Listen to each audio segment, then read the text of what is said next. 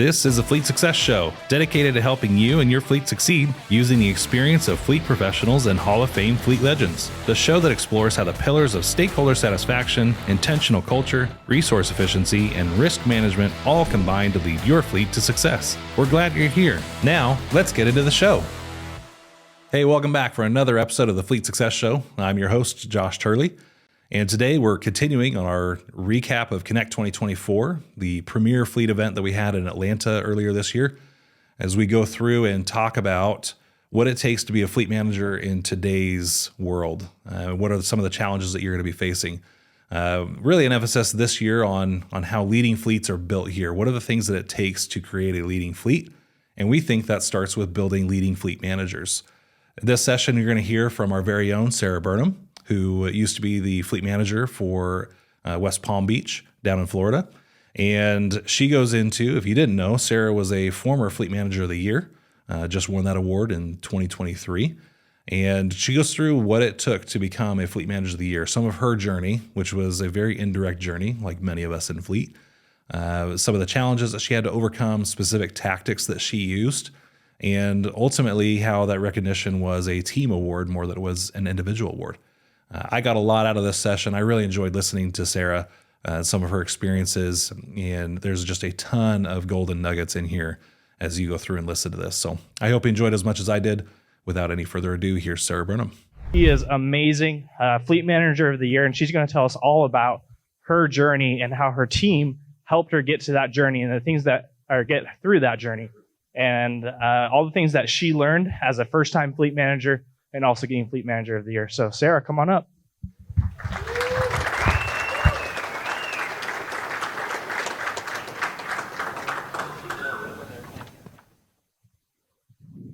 All right. Thank you all so much for being here. Who is enjoying the conference so far? Yeah, let's give these guys a hand. It's been awesome being on this side of putting together an event like this. So much work goes into it. I know with the RTA team, there's been a lot of late nights and a lot of early mornings. So there's some of the RTA staff is in the back. So can we just give a round of hand for them for putting all of this together? It truly is amazing the work that goes into it. So a little bit about me. I've actually been in government fleet for 16 years, and my last career was at Palm Beach County Fleet Management. That's where I currently live right now, and as of this moment, should be pretty lucky with the hurricane, but we'll see how that goes.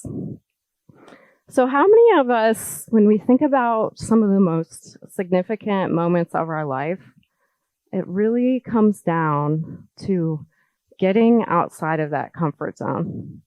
You have that choice where it's easy to just maybe not have that difficult conversation that Josh mentioned earlier. Or you have an opportunity that comes up and you're like, man, this is a really tough decision. I can stay where I'm at. Maybe I'm happy with my current career, or I have this amazing opportunity in front of me that's going to require a lot of change. And I'm sure a lot of you can think of those moments where you choose a step forward and you really don't know what the outcome is going to be like in front of you. And it's those changes that allow for the most depth, growth, and experiences that you might not have had otherwise. So how it started for me was, so I apologize for this photo. It was taken back when there was no digital cameras. So I'm sure you all remember those times, but I got my first job. My best friend called me and she's like, Sara, you have to apply for this job. It's $8 an hour. And I had just graduated high school. That was a lot of money back then. So it was at Goodyear. I knew absolutely nothing about tires or vehicles or anything like that. So I applied, got the job. And so I was really curious. I didn't want to sell something that I didn't know anything about. So I was constantly in the shop, getting curious, asking questions. I know they thought I was annoying. Here comes Sarah. I'm trying to fix this truck, and she's asking me how I'm doing this. But it got to the point when we would get busy, I would run back in the shop and try to help them change tires or help them with oil changes. And then we had an account with the Highway Patrol in Ohio. That's originally where I'm from. And so I was calling the fleet people to get authorization for their repairs because they outsourced our maintenance to us. And every time I called fleet, they were like always in such a good mood. They were fun to talk to. So I'm like, what's this fleet thing, right? None of us choose this career. How many of us, when somebody's like, you ask them, well, what do you do? And you're like, oh, I'm in fleet. And you just can tell they have that blank stare. They have no idea like what you're talking about. And that was me. So I actually waited and for a position to become open in the Highway Patrol, and I ended up getting the job. It was a great opportunity. They hired me as a fleet office supervisor, and it was part of a succession plan because the director and the assistant director were leaving, and they wanted somebody to be able to move up into those positions. So I got to learn absolutely everything that I can about fleet management. I got my certification in fleet, so that was through NAFA. Highly recommend it. I wouldn't be on this stage if it wasn't for that. And so eventually I moved on to the state of Ohio as a fleet analyst. And I was working with the 21 different state agencies on their fleet plans because I was able to kind of draw back to that knowledge that I learned through going through the certification process. But then I started getting bored. I got in that comfort zone and I was like, man, I felt like I wasn't really getting used to my full potential. And I was just kind of wondering if there wasn't something else out there. And about the same time, all my friends were getting married, having kids, and that hadn't quite happened to me yet. So I was like, well, why not move to Paradise? So I literally Googled jobs in Florida, fleet management, Florida. I came across an assistant director position, which I love that idea. I mean, to be able to have like a transition plan, you get to learn about the organization, find out what all the processes are and procedures on, and then hopefully when you move up, you'll have all that knowledge. You're not just blindly going into a new position. So, long story short, I ended up getting the job. So I pack all my things, hop in the car, and I'm driving to Palm Beach. So it's a 16-hour drive from Ohio, and I started thinking about where I'm going. So what I didn't realize was this is Palm Beach County. It is quite an operation. 58 employees, 4,600 assets, 5 shops, and a $50 million budget. And I really started getting into my head. I was like, oh man, how am I going to be able to make a difference in this? I don't know if any of you have experienced that. A lot of times when we get promoted or we take on new jobs, we may not have exactly all that training that we need right away to be successful. So then also I got a call from my boss's boss. And she was like, oh, I don't know if anyone told you, but after the first day of your interview, one of your supervisors said that they refused to work for a woman. But don't worry, we got it all figured out. It's fine now. Okay. So about an hour into my drive, this is me.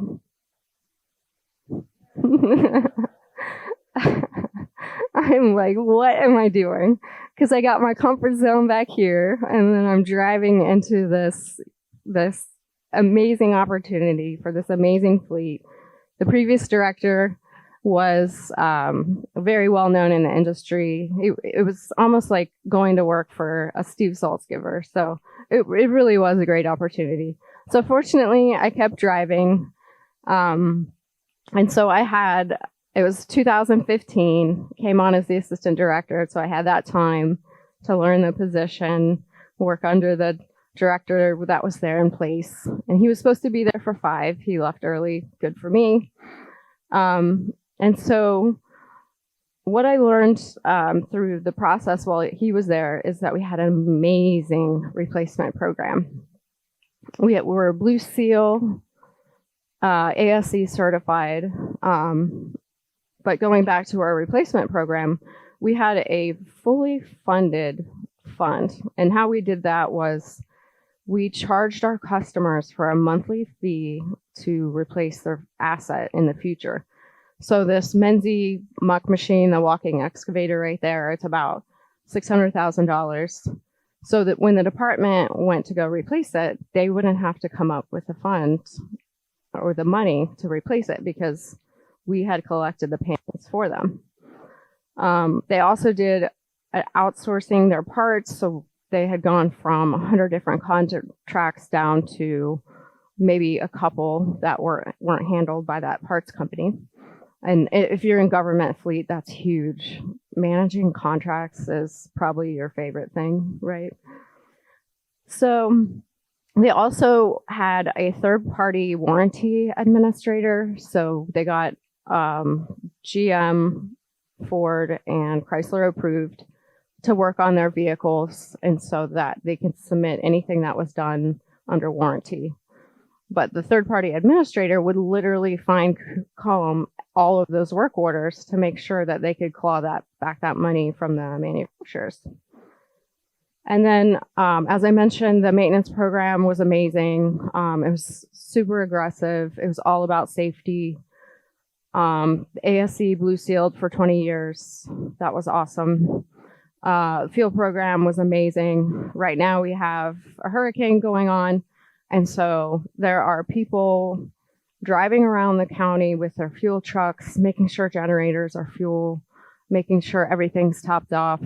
They even had a 9,000 gallon tanker truck. So if the port closed near us, they could drive to another port in Florida and pull their own fuel. So it was a really amazing program. And so then I was like, well, how am I going to be able to make a difference in that? There was already an amazing program. And so what am I going to do? I have to make a difference. So I had to change my mindset. And that was that when we improve processes, our systems, our products, and our services, we're actually improving lives for our employees. When they can do a process, if we can make their jobs easier for them, aren't they going to be happy?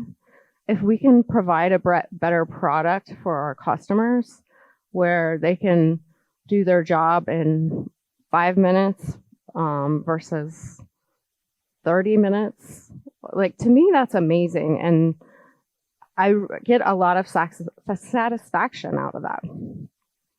So how do we find opportunities? So we have to get curious and ask questions.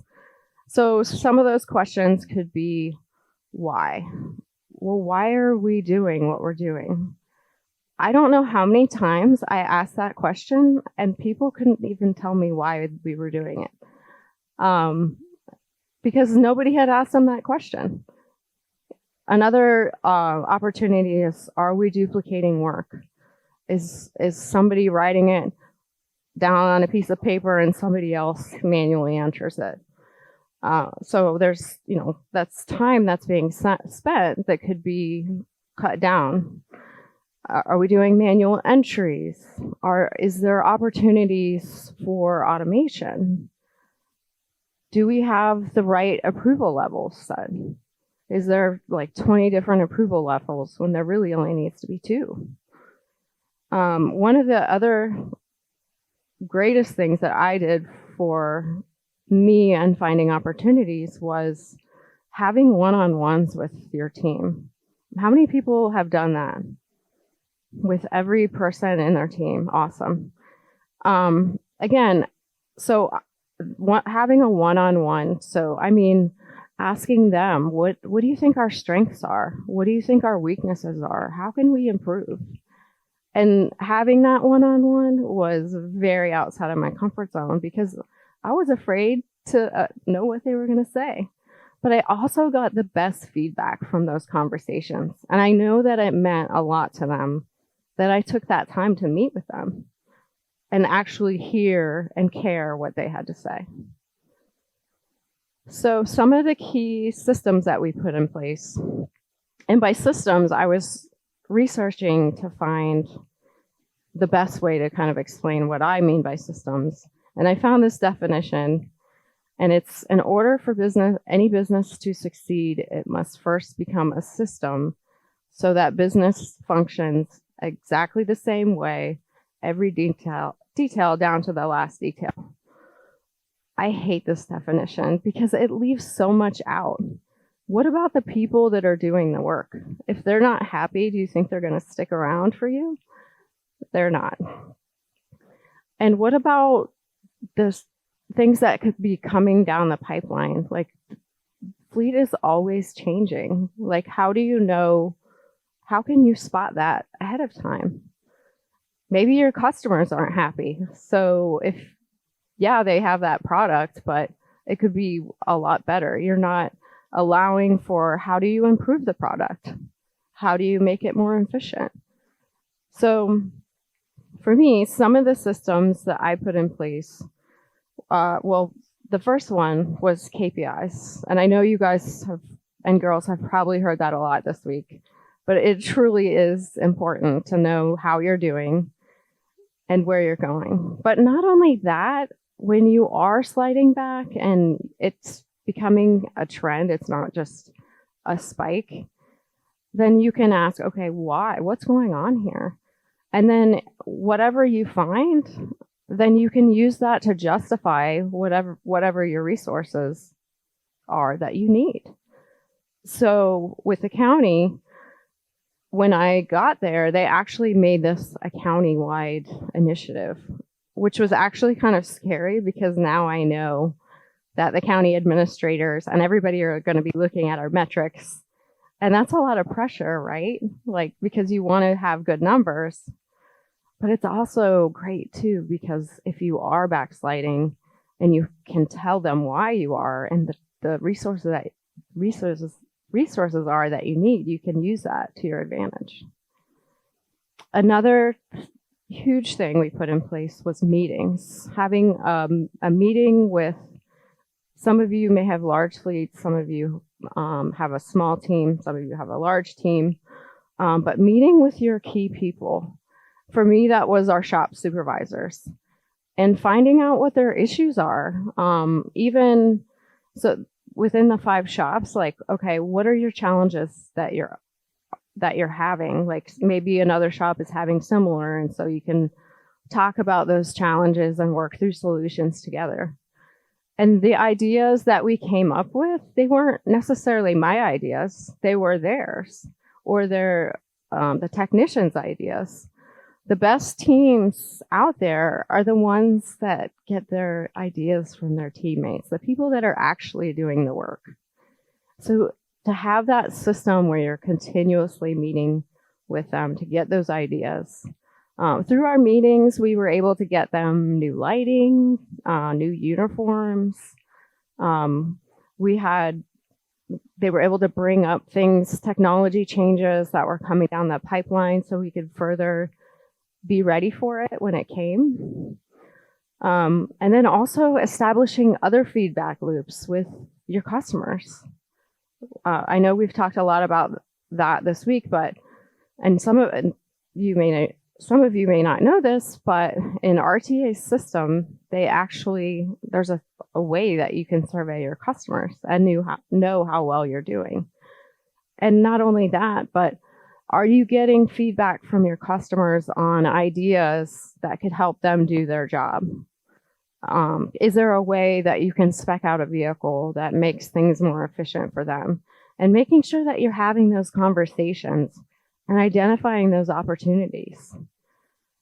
Another key thing is FaceTime with your leadership. So our job as leaders is to remove our roadblocks for our people, but so is your leadership. And I know I've talked to a lot of people and they're like, well, my boss is really busy. They don't have time for me. But quite honestly, that's really none of your business because it's their job to help you. So whether that means scheduling time for you or you throwing something on their calendar, I would suggest you do it. My boss, she actually ended up scheduling us 2 meetings twice a month. And there was a clear trajectory in the things that I was able to change because I either got to talk with her and talk through some of our challenges. She could give me feedback, ideas, or if it was something major that might be affecting the whole county, if I had her buy-in or I had county administration buy-in, that change is going to go a lot further than me just trying to do it on my own. So I would really encourage you to meet with whoever your roadblock remover is and spend time with them and have those conversations. And not only that, share with them what some of the changes are that you guys have implemented and take that time to brag about your team. Another big one for me too was annual plans. I always did this during our budget season, and this was probably one of my favorite things to do because you're trying to figure out what can you do for next year. And that's always a challenge, right? Because you have a budget that you're dealing with. You have to make sure that you have enough money to implement what you want to do. But if you have your data and metrics, you can prioritize those. Maybe you put it off for next year. But to have that plan, and then so that everyone else on your team knows what that plan is and what you have in store for the future. Some of the keys to my success was learning, constantly learning, attending shows like this. For me, I'm heavily involved in NAFA. They put on a great institute and expo every year. They have publications, articles, webinars. And fleet, as mentioned earlier, this industry is constantly changing, and you have to stay up with all those changes. And the only way to do that is to stay connected and learn and read. I actually ended up going back to school and getting my master's degree in leadership because I felt such a large responsibility for those that I was leading that I wanted to make sure that I did a good job for them. Getting connected, again, attending these events, talking to the person next to you.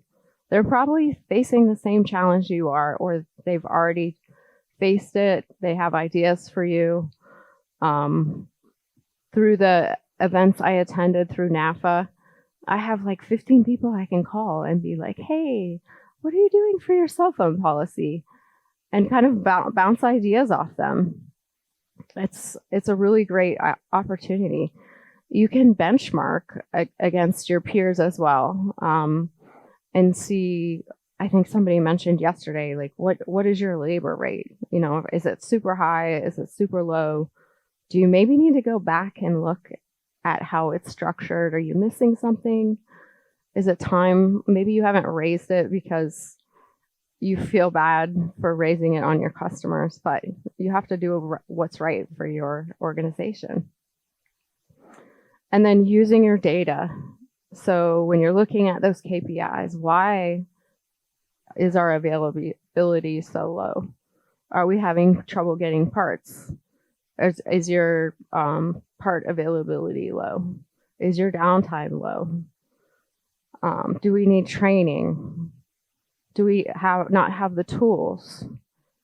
Do we have a lot of comebacks? Why do we have our repairs coming back? Things like that. And then also building your team, making sure that, I don't have all the answers. And so the people that are on our team complemented who I was. I was fortunate enough to have one guy on our team that happened to have a background in writing code and he was able to help me design this fleet system. Another key thing is change management. I think actually someone mentioned this earlier today. We naturally crave consistency and stability. And that's part of what makes stepping outside of your comfort zone so difficult, right? It's so easy to keep doing, the norm.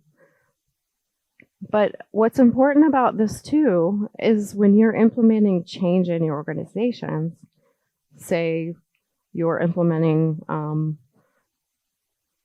electronic work orders and they're used to pen and paper work orders. And this is something that I did in our shop. You're going to have guys that are, even if the thought of you just mentioning it, you've probably just triggered a lot of anxiety in your head, because likely you have your technicians, they're not comfortable with computers. They're hunting and pecking. And I don't know if you guys know of this, but guys love to talk about their feelings, right? But even just acknowledging the fact that, hey, we're going in this direction and it may suck for a couple months until you learn it. But I guarantee you in 6 months, you're going to be doing it like the back of your hand. It's going to be super easy. Just acknowledging that for them, and even also getting them involved in the process early on. So when we started going towards implementing electronic work orders, we had our technicians involved and we got their input, their feedback, because what that does is it allows them to kind of formulate, okay, how is this change going to affect me personally? And kind of solidify that in their mind and give them a little bit of ease as they transition into that change. Another thing is when you do move into like a change like that into electronic work orders, is celebrating it. Like, okay, we're in our first month, you guys are doing awesome. Like that helps to kind of solidify the change, because it's hard. There's going to be that period. It takes time to change, especially a habit. Habits are one of the hardest things to change. And using pen and paper work orders for these guys is habit, especially if they've been there for a lot of years. Because no one goes to school for fleet management, chances are you were never formally trained on how to successfully lead a fleet. That's where the Fleet Success Playbook comes in. The Fleet Success Playbook is your guide to building a safe, reliable, and efficient fleet that provides exceptional service. Learn all about the 4 pillars of fleet success: stakeholder satisfaction, intentional culture, resource efficiency, and risk management. Get nearly 100 years of combined advice on common challenges, practical solutions, actionable tips, and real examples from fleet industry experts who have been there and done that. Visit www.fleetsuccessplaybook.com to request your free copy today. And it's also important to not do a bunch of change all at once. When I came in, I had a lot of ideas that I was excited about, but I knew that if I implemented them all at once, I was going to cause a lot of anxiety and chaos, really, for no reason. Another important thing is sharing your team's story. As I mentioned before, nobody knows what fleet is. The operators, all they care about is getting in the car and driving away. Your customers, same thing. They have no idea what fleet does. But these guys and girls do a lot of work. And It's on us to educate them and tell your story. So this is something that I started, was an annual report every year. And so this looks really fancy, right? But it's literally just a Word document that we found, and we plug some key numbers in there. And we also put in some achievements, like celebrating what's going on in your organization. We had Team Player of the Year award, so listing them in this. Who has ASE Master Tech status, like just another way to celebrate them. Who got promoted? Who are there any new employees? Do we have any awards? And I was so surprised at who do you think asked for these the most? It was our employees. They wanted them because they wanted to take this back to their families and show all the work that they did. And so it's super important to find little ways to celebrate the little wins. And it's not just with awards.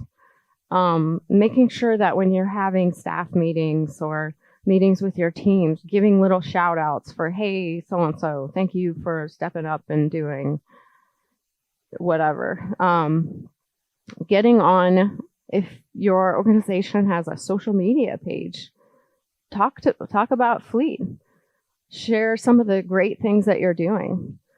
If you have an internal or external web page, throw pictures and videos up there. Tell your story. Tell everyone what you're doing, because nobody's going to do it. And the guys and girls that work for you deserve that recognition. One of the other things that we did was we actually created a video. Fortunately for me, we had a public affairs department. And so I asked them to come out and take a video. And so we did interviews with our technicians.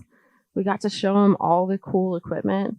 In Palm Beach County, we have some really cool stuff. We have airboats, swamp buggies, that walking excavator I showed you earlier. And so a lot of even your customers that work in other departments may not be aware that you have those things. And so it's just super important to tell your story.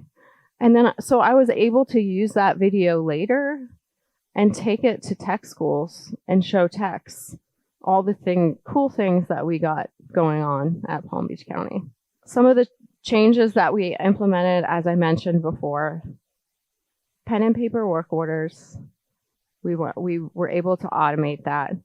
And what that actually turned into was completely redesigning our own fleet system. So at Palm Beach County, I wanted to get a new fleet system, but they said, that's nice, Sarah, you're going to do it on your own. So I was able to work directly with a programmer,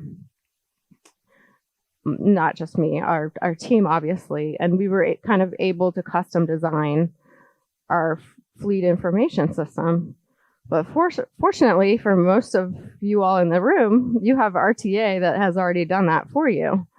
And so a lot of these things that we were able to put in place completely changed our operation. We were able to figure out that we actually saved 135,000 pieces of paper, which is a lot. And then when you get down to the time level, and when you have 13,000 work orders, that's thousands of labor hours that you saved, and not having to walk papers across the shop or handwrite and duplicate entries. So it was an amazing process. It also gave us more data points on, so you have your service request, it sits in a pile and then it gets entered. Well, now they can immediately enter their service request from anywhere. And so you have that, okay, we know it's entered. We have that first data point, and we can measure, and follow it as it goes through the shop. And I know that RTA does the same thing. So you can use that data later to see, okay, where are some of my hangups? and how can we improve. Another thing that I was really big on when I did the one-on-ones, some of the feedback I got was that some of our employees were not really feeling appreciated. And so that's something that I took the time to really work on and try to get them engaged. And part of that was giving them purpose and asking them questions. Like when we would have meetings, I'd be like, so how many of you drove in on a county road this morning? Or how many of you went to a county beach this weekend? The things that you guys do every day affect those things, and you all play a part in that. And trying to connect them to that bigger picture and give them that pride for what they're doing. We also established recognition programs, things like Team Player of the Year or Technician of the Year. It was always such a fun process, and I know that they truly enjoyed it. They would get a little trophy, and then you would see them lined up on their toolboxes, and it was a really cool thing to see. I think Facundo mentioned this earlier. I couldn't get them paid, but I tried to raise everything else I could for them, like stipends. We had ASC pay, so I was able to increase the pay that they got for those, or we had fuel stipends to be able to have those hazmat endorsements to drive our fuel trucks. And then we also had tool allowances that we paid them, and relooking at, okay, how are we figuring out this tool allowance? Is it even accurate? Well, it turns out that the list that we were using to figure out what we thought the costs were hadn't been updated in 30 years. And so we were able to get it back in alignment with what it should be. And I know that they appreciated that. Getting them the resources that they needed. I mentioned earlier, they needed better lighting. They needed better uniforms. The shops in Palm Beach County, they're not air conditioned. And so they were wearing these horrible, scratchy, stuffy uniforms. So we were able to get those upgraded, and we got them mobile lifts and the tools that they needed. We also created a development program, because what I found is that, and I'm sure a lot of you can relate to this, is that we were giving them the work where their strengths were. Like they were super good at AC work, but not so much in diagnostic. And so coming up with a development program to get them up to those areas that they lacked in, we were actually able to create a training and development coordinator position to help assess those, work with the supervisors to identify a personal plan for them so that they now have something to work for and work towards for themselves and a path to be able to move up further in their careers. Another big challenge was recruitment, and I'm sure a lot of you are dealing with that right now. So we did have relationship with some trade schools. We had an intern program, and I would highly recommend that. If you don't have that now, I would do whatever you can to get it in place.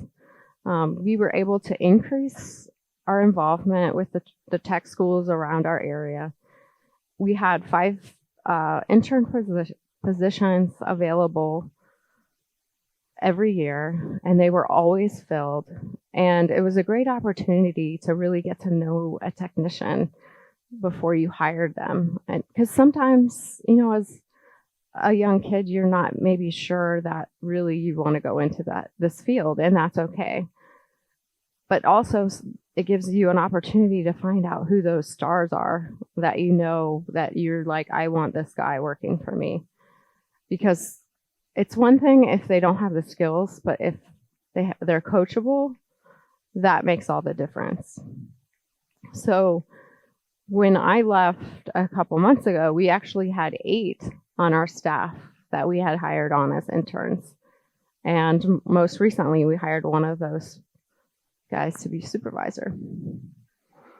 We also did job fairs as much as we could, trying to get the word out there, going to the schools and talking to students about working in automotive or government fleet. They may not even know that those opportunities exist. I took a technician with me one of the times, and after the session, there was literally 20 of the students surrounding him because they were so interested in fleet and wanting to know more about it. And so if you do go to those schools and those career fairs, make sure you take a tech with them so they can talk to that person one-on-one.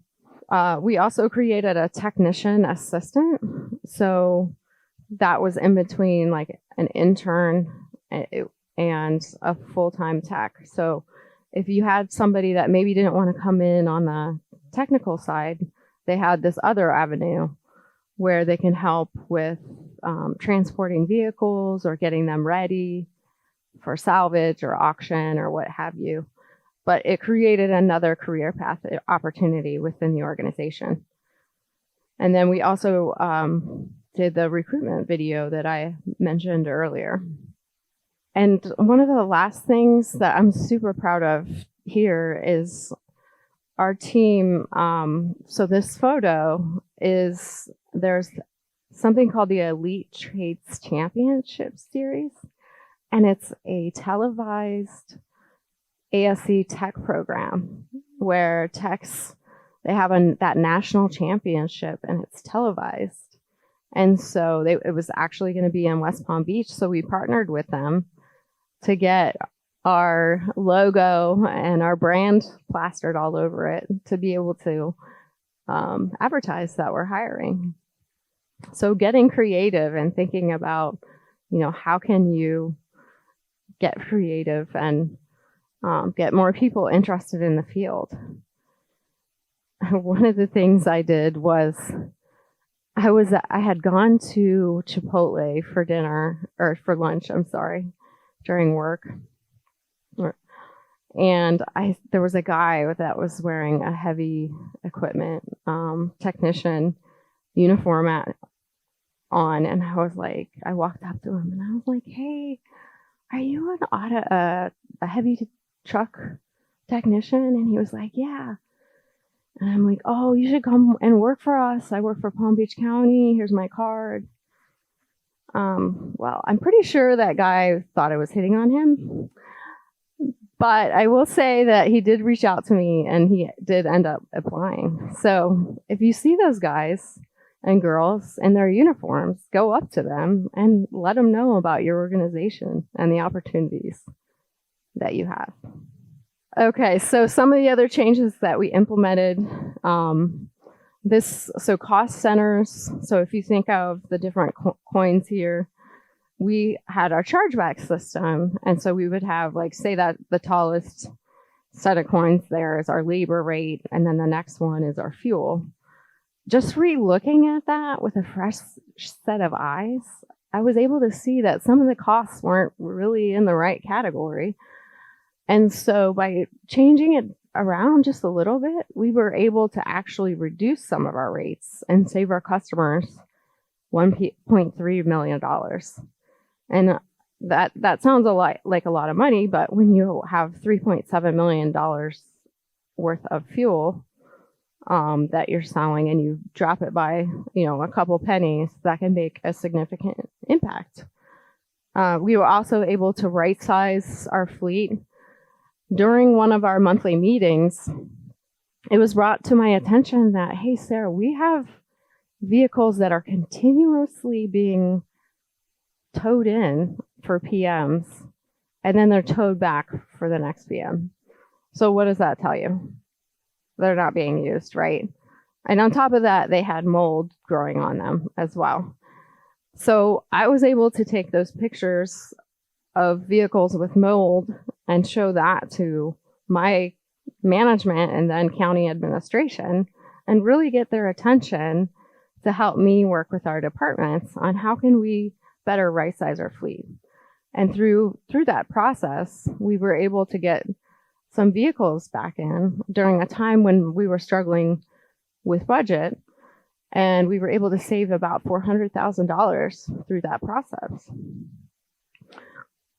Also, by looking at our monthly payments, I mentioned earlier that we were charging our customers a monthly fee to fund the replacement asset.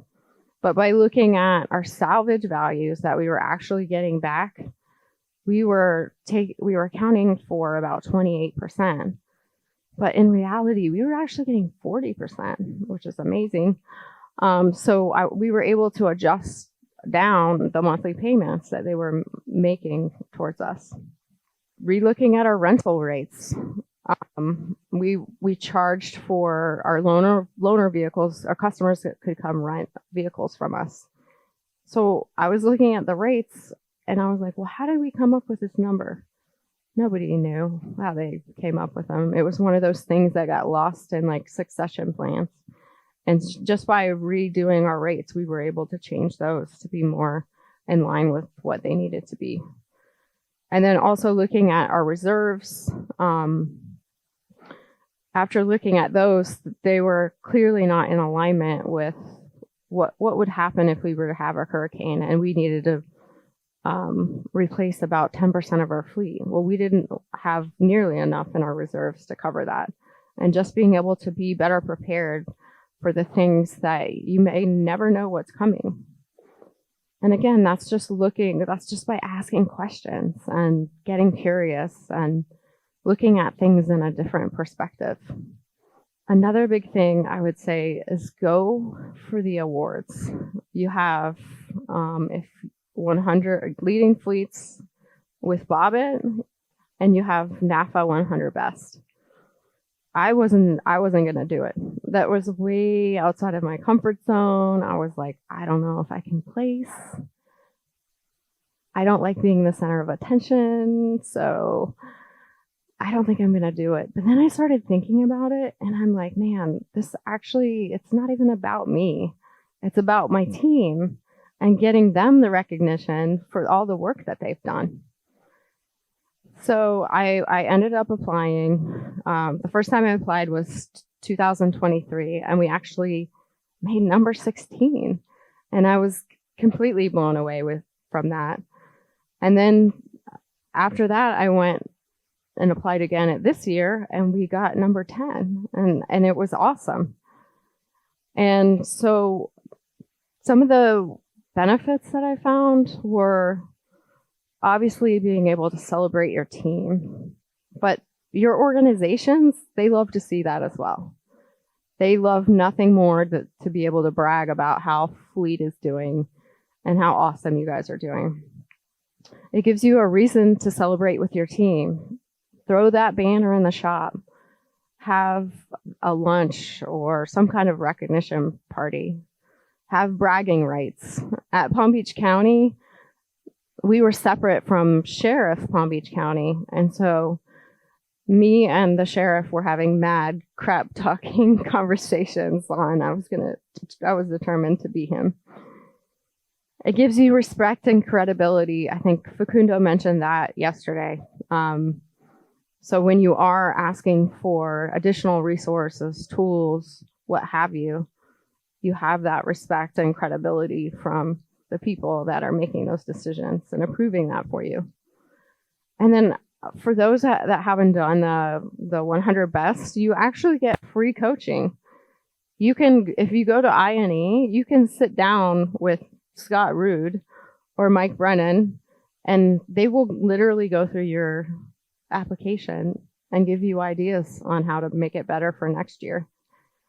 And then it also gives you that thing to work for next year. How are we going to make, because heaven forbid you go backwards, and it's okay that you do, but if you're like me and you're super competitive, that's not something that I wanted. And then it gives you a list of achievements. It actually wasn't until I went through this whole process that I was able to step back and see, like, wow, like, look at all these things that we've done. Like, all these things that I mentioned earlier in this presentation that I wasn't walking around like, yeah, we did all these things. It wasn't until I did the applications and had written it out, and it was just like, wow, we did all this. This is amazing. And don't stop there. There's other awards out there. If you're city government, I don't know, maybe they have these things in construction, transportation, but there's other awards out there. For the county, there's the National Association of Counties. Go for those awards. It's super easy. It's not as intensive as like NAFA or 100 Best, but it's just an easy way to get more recognition for your team. Maybe you have a project that you want to highlight. For me, I put our fleet system project as an award, and we actually ended up getting an award for the fleet system that we created, because you never really know what's possible. I will never forget last year I got an email saying that I got nominated for Public Sector Fleet Manager of the Year. And I was like, me? Like, I got nominated? Okay. But then I had this list that I had just filled out for the 100 Best and leading fleets to draw back on. So when I'm filling out that application, it was there for me. So then I got pulled up to stage during Government Fleet Expo. They were announcing the winner, and I'm standing next to these amazing fleet managers. And they were amazing. I didn't think I had a shot, but here I am today, winning the award thanks to my team. So I encourage you to think about those things that may be just outside of your comfort zone. Maybe it was those uncomfortable conversations that Josh was talking about this morning. Maybe you're thinking about an idea that maybe I'm not sure if I'm going to be able to implement this. This is going to be hard. It's going to be a lot of work. Maybe it's a job you're thinking about. So I encourage you to suit up, put on that jumpsuit, literally, because you never know where you can land.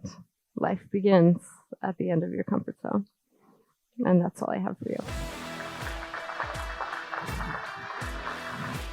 We hope you enjoyed the show. If you'd like to help support the podcast, please share it with others. Post about it on LinkedIn or leave a review.